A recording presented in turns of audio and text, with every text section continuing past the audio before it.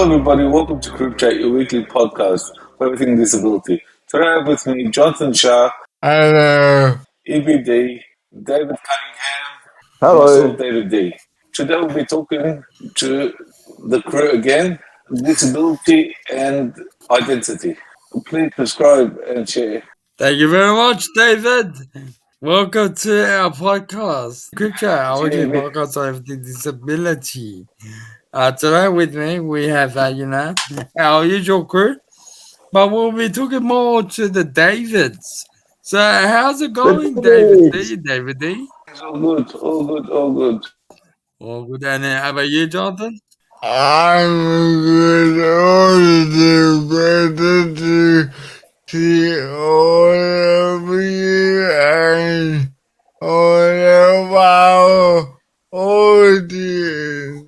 You've heard enough from me and, Jonathan last week, but now we've gone to the Davids. David C., tell us, describe to our audience how you define yourself in a contemporary Australian society.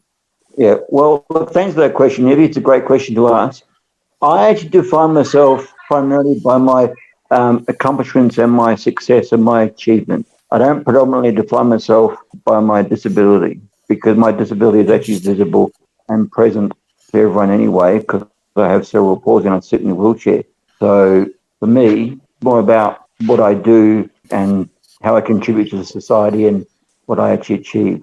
That's awesome. It's good stuff, Cunningham. How about you, David D? Just tell our audience, how do you define yourself in a contemporary Australian society? I don't define myself by my disability, but I define myself as a family man and a person who likes to keep healthy, and keep fit, and be helpful to society. I like to help my peers and family. Of course, peer support, very important. Thank you guys for that. Awesome.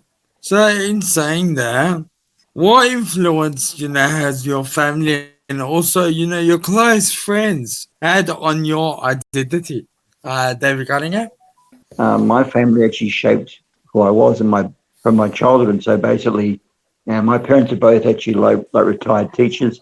Basically, I of course never escaped doing my homework. That was important. But both of them taught me about society and about lobbying and about advocacy and about how to stick up for myself and how to project myself out there. My friends, not so much. I mean, my friends are there. I think they actually helped to define me by making sure I'm on the straight and narrow path. I do the right thing, and that they remind me of what I need to know rather than what I want to know, which is really important. Of course. How important is that, being able to, I guess, learn at a young age about advocating for yourself, getting yourself out there, standing up for what you believe in. Very important. Thank you very much for that, Cunningham. Interesting. And how about you, David D? Your family and your close friends, what influence have they had, on your identity, on who you are? Well, me family, ever since I was young, my parents and my siblings, we used to always go to school. Yeah, school holidays, I'll be working with my father. So ever since I was young, we had a work ethic and a study ethic, and go to church. First in religion, first in God, then study, then work and friends. Nice. And family was always held high. We had a good work, health, family, and religion ethic. So, Oh, yeah. Strong emphasis on religion.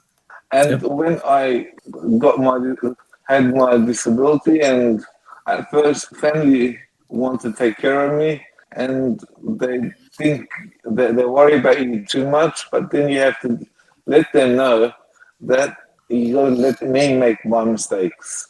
Let me learn how to get around, how to do things myself. I can't be babied all my life.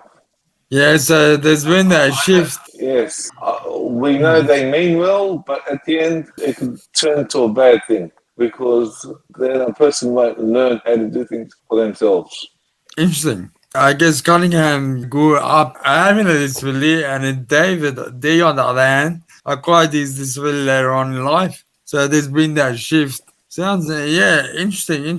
Thank you both for, sharing. Oh, for sure, yeah. Now, When in your life have you experienced any doubt about your identity? Cunningham? Great question, Ibby. Thanks for asking that. Look, for myself, it my sexual identity, and basically, I am my sexuality. So when you're gay and yet you have a disability as well, it can be doubly as difficult. And so, yeah, that was a period of life where I had a bit of doubt, but I don't now. But yeah, it was tough during those years of going through the process. So, for all the trauma that you went through, but look, I'm glad you learned to accept yourself, David Cunningham. That's awesome. Especially when it comes to Oh identity, yeah. how important is that? How about you, David D? Look, Have you ever experienced any doubt about your identity? well, with me, at first, because I've got my faith to lead my background, there is no doubt. I rely on Jesus Christ and ask and you shall receive, knock and the door shall be open. So if I put my trust in God, I believe there's no doubt He won't provide. So there's no need to have doubts. Also, when I got my disability, I accepted it straight away. Now, when someone accepts, you can't move on from your disability unless you accept. First thing you can do is accept. Accepting your disability, you will not doubt what you can do. All those who have disabilities, if you want to live a happier life and you want to move on, accept your circumstances and you will see life will get better. Interesting. Thank you for that, David. Just before we move on, David Cunningham, if you don't mind me asking, at what age did you, I guess, start to accept that you have a disability? I was born with mine, so basically, accepting my situation in life was pretty apparent. I couldn't avoid it, and of course, it wasn't going to get any better. And that's the thing Yeah. too, it's how it is. So I had to say, okay, this is me. This is how I actually am. I think that the process of working through my sexual identity, though, that was difficult because there's certain things I can't do, certain things I can do. And of course, there's a problem of going on like dates and experiencing that, which is a whole new identity as well, because, you basically, when you go on a date, it feels like a job interview. And I think that when you have a disability as well, it actually makes it more complex rather than less complex. And you've got more to think about what to contend with. And there's always that fear, yeah? Oh, exactly, being rejected, exactly. I think also when it comes to dating as well for us too, or you worry about being rejected because of your disability or because you're not good enough or whatever. And it's about having that confidence to actually prepare yourself for that rejection to say, well, look, if someone rejects me, it's their loss. Exactly. It's not my loss because you got to have a confidence to say no. Someone else better will be around the corner for me, and I've got to keep on the process of looking for that person rather than saying it will never happen. Yeah, look, as a person with a physical disability myself, we do have capability. We are, amazing, genuine people. People need to We see are. that. People need to give us a chance. When it comes to Exactly. dating, it's very hard, as a straight man with a physical disability to actually find dates. But we never give up. And so that's the challenges we come across every time. The problem with people these days, they believe, if you've got a disability, they ask, is your missus blind or is yours got a disability too? That's not what it is. They don't have to have a disability to accept you. That adds another layer. Yeah, It's exactly. actually, there's all those assumptions being made. And that's what adds to the layers. It's never ending layers. It This never needs ends, exactly. to stop. To the audience out there, it needs to stop. We need to date people. Exactly. It's Give us all a good. go. We need to go for it. Thank you very much for that, David. Now, describe how your identity impacts your efforts in the disability community. Cunningham? Well, when it comes to my presence within our disability community, I think I do pretty well on that front. I think many people know who I am, and they know that I'm a useful person. In fact, that I get results through my identity. I managed to actually get to be the Carers Alliance campaign manager that actually campaigned in the 2007 federal election that you bring about the NDIS, which is quite an achievement. And of course, they poached me from the Australian Greens to come across to their party to run their upper house campaign for the Senate. And so I did that. And I mean, that was based on my identity and how I was known and recognised as being a rather passionate person, which is terrific. Make sure we can actually project ourselves and that we're known for something. It's important that we use our identities to actually bring about positive change and useful effort out there. Otherwise, we'll never get ourselves to where we want to be as a community. I think it's important we have certain identities out there who actually are passionate and vocal, and for those of us who actually can defend those who can't vocalise as much. I mean, to me, I actually can't stand when weaker people with disabilities being unduly attacked or being mistreated. I find that horrific, and so I'm always in there speaking up for them, because to me, having a voice for ourselves is really important as our identity, and it's important we defend those who actually don't have a voice. Exactly. So, yeah. Exactly. Very well said, Cunningham. Thank you for that.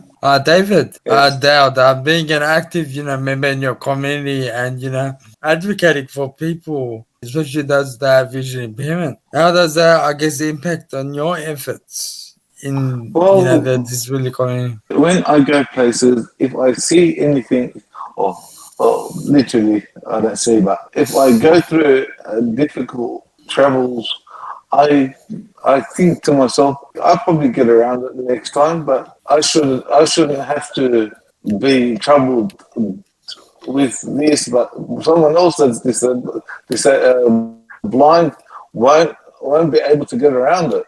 So I will make things clear. Like when I first became blind, there was some phone boxes that I bumped into, and I told it to the council to change the positions and position it a different way so I can feel it down the bottom. Because down the bottom, I missed the phone box, then hit my head up the top. They actually did it straight away.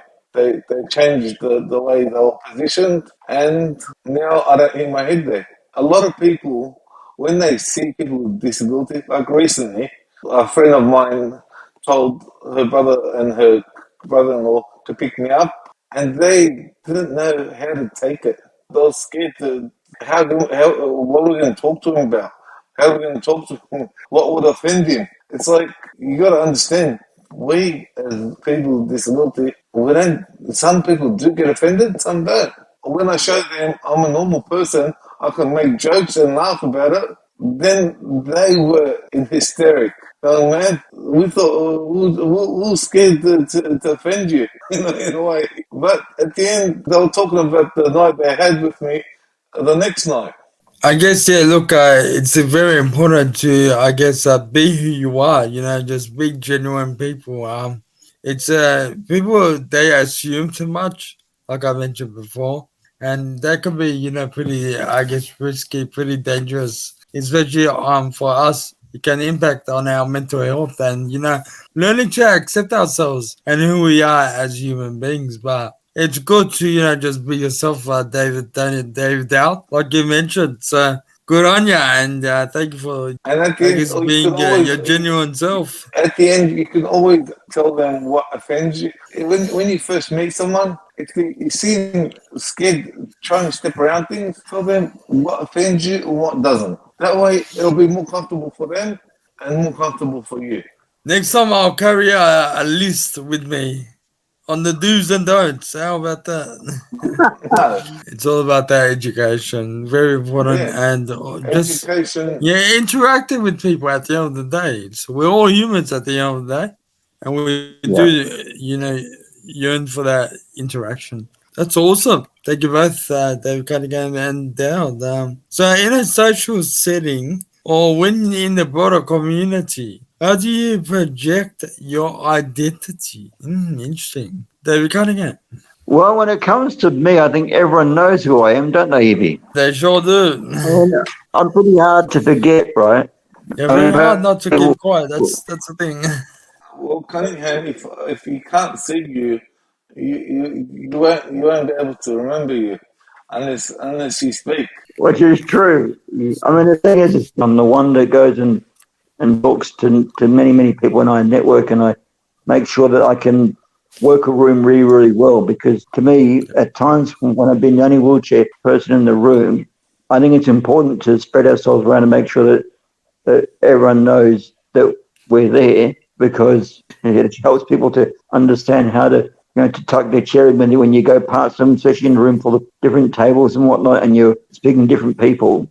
And see, the thing is, though, in a social setting, every new person, I think, is a new opportunity. It's important to collect more and more networks and more friends, because you never know when some of them will be useful to interest. So project yourself out there and to make sure that everyone knows who you are, because you never know, you may miss an opportunity that might actually benefit your career or your goals or your ambitions for yourself in your own life. And of course, there's a chance to give as well and to contribute to other people's lives as well. And I think I did that really well. Don't know what you guys think, but that's what I think anyway. Yeah. What are your thoughts, David D? In a social setting or when in the broader community, how do you project your identity? How do I project my identity? Well, Yeah. I'm not hard to miss. I'm a tall boy, and when I talk to people, I always keep them second guessing. Oh, yeah. You Can understand you what I mean? elaborate on that? Give us an example. A lot of Yeah. people will think I can see because I comment on what they look like. So it's above your sixth sense. Something like that. They go, how much can you see? I go, nothing. But at the end, There's always this question. a lot of people are interested to talk to you, to understand how you do things and how you live life. There are some people negative too, because they don't understand how you can live like that. And they can come, some people can come with a negative question. You mentioned Well, negative questions, David. Give yes. us like an example of a negative question that It's a has been very, asked. very, I don't know how you do it. Happens to all of us. Yeah. Yeah. Do you get any negative questions? All the time. All the All the time. time. I was once asked to prove that I was disabled. Yeah, look, I get asked like things like that, you know. So David, David D, describe like an occasion where you have successfully asserted your identity with the government. Well, recently, I was walking down the street and then realized the barriers were broken for around the Oh yeah. roundabout. Yeah, apparently, a car went through it, Oh. and I told my son, and he goes, "Dad, I'll make a complaint about it." They immediately responded. He told them that my dad walked off the curb. They go, we're gonna fix it up, but for now, because he's walking off the curb, we'll put sandbags there. Yep. It's a temporary solution. So they acted immediately. No, that's awesome. That's awesome. And the great work of your child as well. God bless. Did such amazing work advocating for his father. God bless him. Very good. Yeah, there was a time where I got asked to prove I had cerebral palsy by university, Oh, okay. even though I How'd was that sitting right in go? front of him in my wheelchair. Terrible. Well, I felt rather insulted. What did you respond? So I said to them, I'll do that if you pay me to go to the doctors and get the verification, Nice. which they declined to do that. So that was the end of that discussion. Awesome. Thank you for sharing. Thank you for sharing, Cunningham and David. Now, Cunningham, describe one occasion when have you successfully asserted your identity with the government. There was one occasion where Centrelink actually asked me whether or not I was better or well, or whether my cerebral palsy is going to get any better. And I said to them, no, unfortunately, it's not. It's rather permanent. It's not going to change. And that was on their pension review form, I know the which is process. most interesting. Is there something you agree with, Jonathan? When they constantly ask to reassess when they know our disability disabilities are permanent. It just always our time and energy. They do waste your time and energy because it's an ongoing process and it's a repetitive process. You tell them all the information Yeah. they need to know, and they come back and they start all over. It's a headache. Is there something that we can do, to, like the doctor certificate or something, that's a card that says yes, this person has a disability and is legit? What do you want us to step on our foreheads? We are disabled. No, Yeah, no, like exactly. a card. That'd be right. Terrible. Like, Something we need to, I guess, advocate. so So, to the audience out there, David Cunningham, what advice can you give to our audience on how to best develop and advance their own identity in Australia?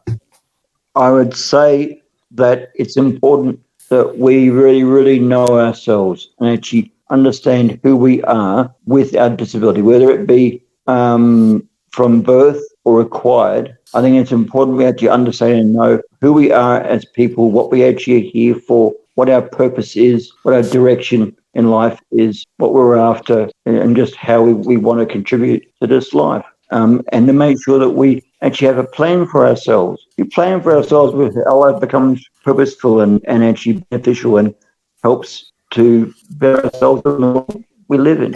It's important that we do that. And also to be confident and happy with ourselves. When you have a disability and you're out in public, you actually represent your entire community. So if we're miserable, for example, walking people think, oh, must be all of them. They're all like that. And I think, no, I'm not like that. That's not me.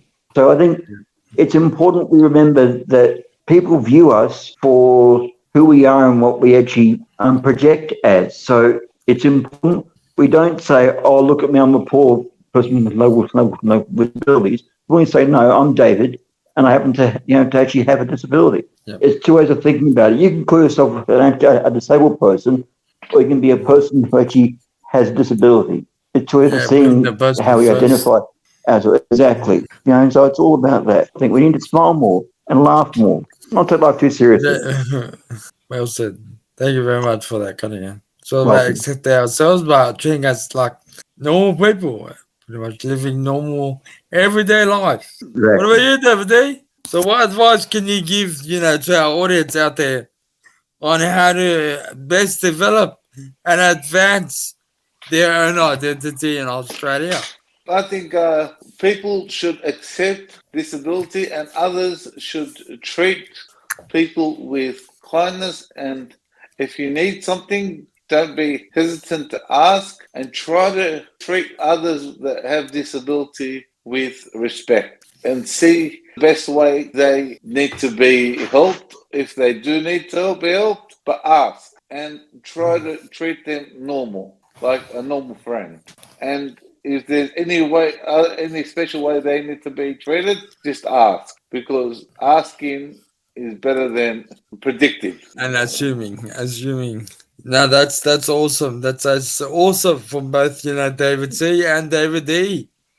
On it's all about accepting your identity and just being out there and living a normal life. So thank you very much for that, David C and David D, on sharing your experiences on how you view your identity to the world, and just keep doing what you do best. You've been watching CripChat, your weekly podcast on everything disability. Join us next week as we talk about more issues on everything disability. Goodbye for now. See you guys.